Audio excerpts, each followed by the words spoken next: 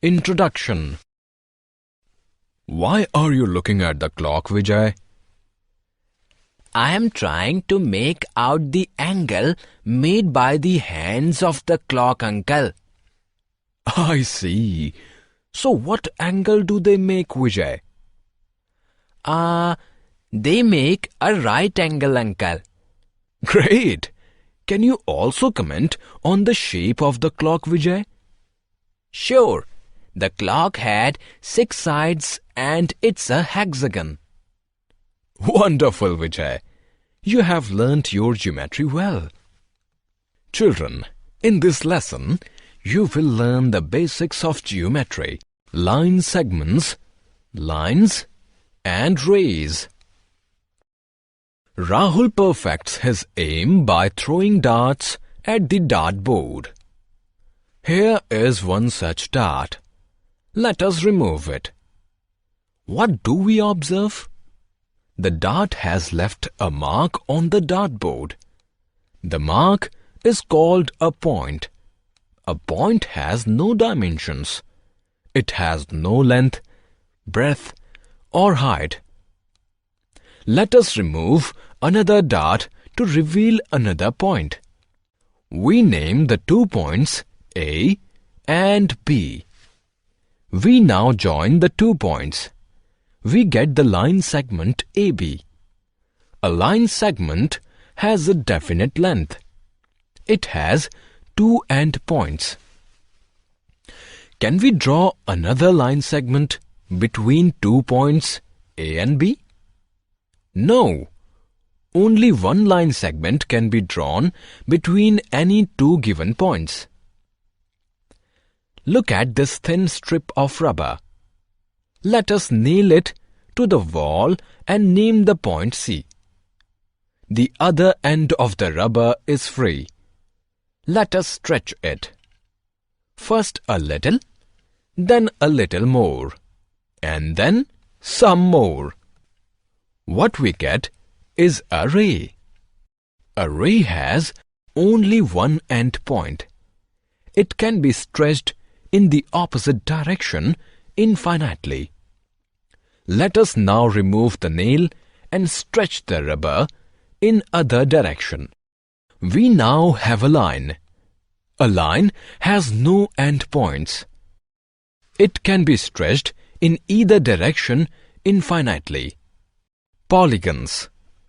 We can form different shapes by enclosing them with line segments on all sides.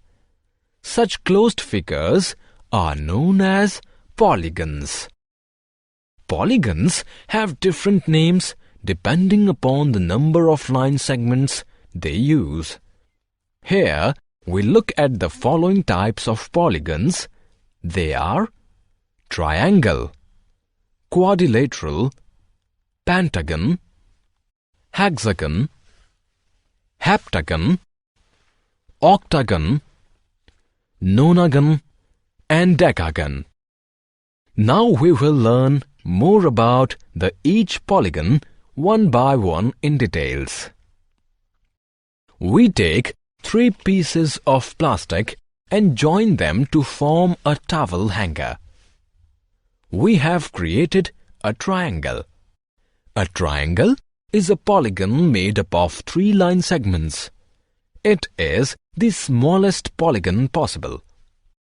We use 4 pieces of carved wood to create a photo frame. We have created a rectangular photo frame. A rectangle is a 4-sided polygon. It is made up of 4 line segments. Look at this image of US Army headquarters.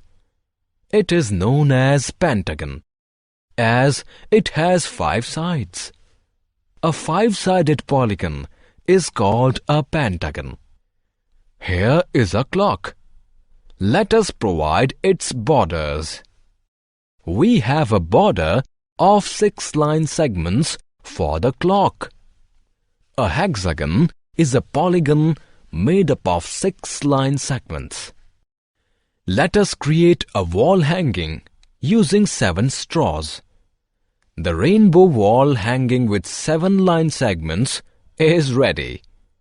A 7-sided polygon is called a heptagon.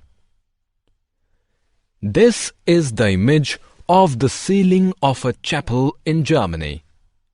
It has 8 sides. An octagon is an 8-sided polygon. Look at this image.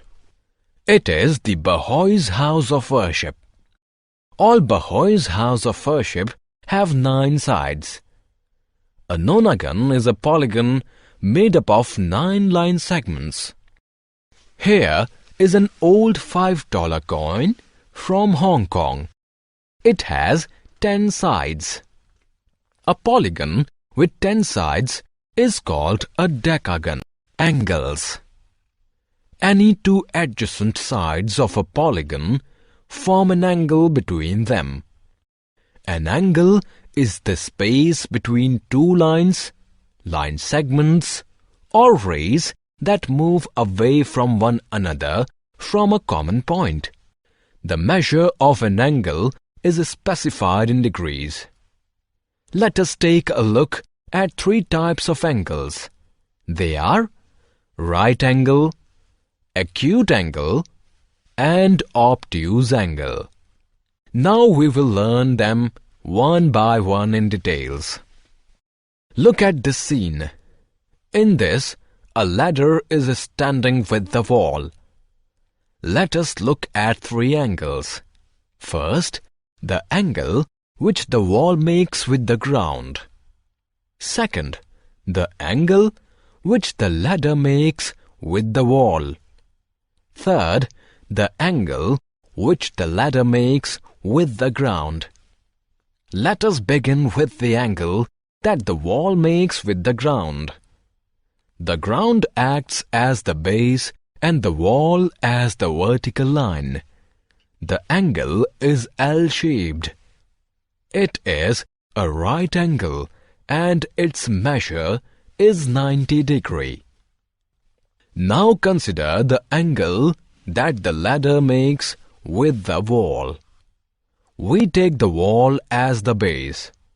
The ladder is not vertical. It is tilted in. Such an angle is called an acute angle, and its measure is less than 90 degrees. Now let us look at the third angle that the ladder makes with the ground.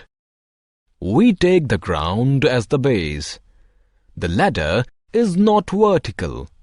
It is tilted out. Such an angle is called an obtuse angle, and its measure is more than 90 degrees. Measurement of angles. An angle is measured in degrees. Let us now measure angles with 2 different instruments: a divider and a protractor. Look at this object. It is called the divider. We can use it to measure angles. Let us see how. Write letter L of the English alphabet. Place the divider on L and adjust it to coincide with L. Lift the divider up. The angle formed by it is a right angle. Write letter V of the English alphabet. Place the divider on V such that one of its arm and common point coincide one of the arms and common point of V. What do you see? The other arm of the divider lies to the left of the other arm of V. It means that V makes an angle, acute angle, which is smaller than the right angle. Now consider the letter K of the English alphabet. Let us modify it to look like this. Place the divider on the figure such that one of its arms and common point coincide with one of the arms and common point of the figure. What do you observe? The other arm of the divider lies to the right of the other arm of the figure. It means that the figure makes an angle greater than the right angle, that is, an obtuse angle. Therefore, we can measure a right angle, an acute angle, and an obtuse angle with the help of a divider. The wider the divider opens, the larger the angle it makes. Protractor.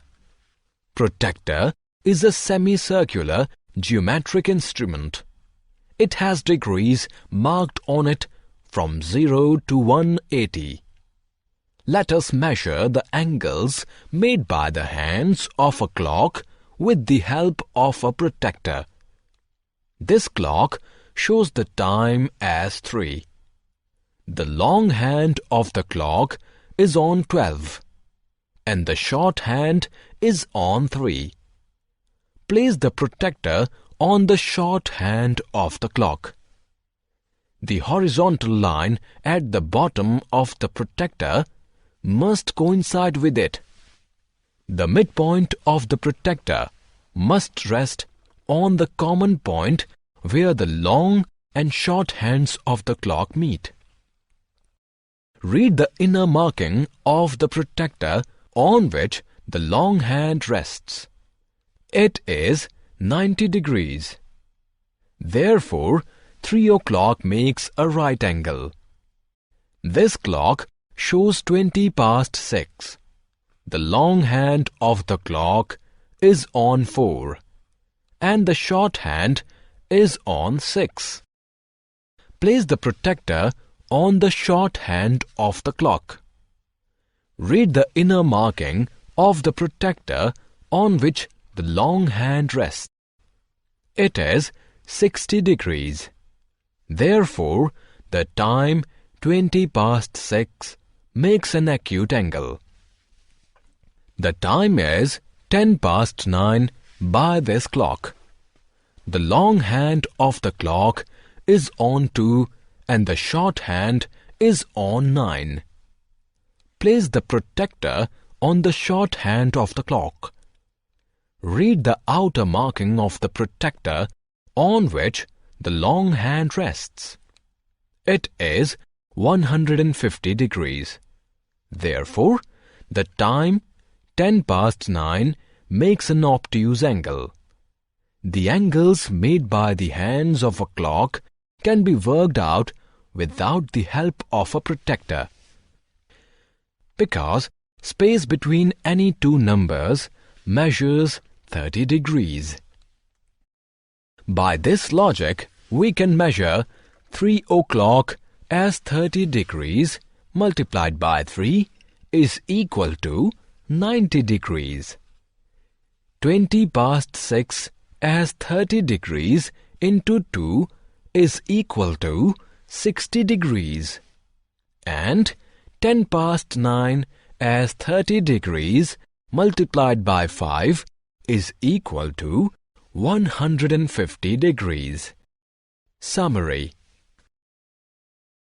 Let us summarize what we have learned. A point has no dimensions. A line segment has 2 endpoints. A line has no endpoints. A ray has 1 endpoint. Right angle measures 90 degrees. Acute angle measures less than 90 degrees. Obtuse angle measures more than 90 degrees. Angles are measures with the help of protractors and dividers.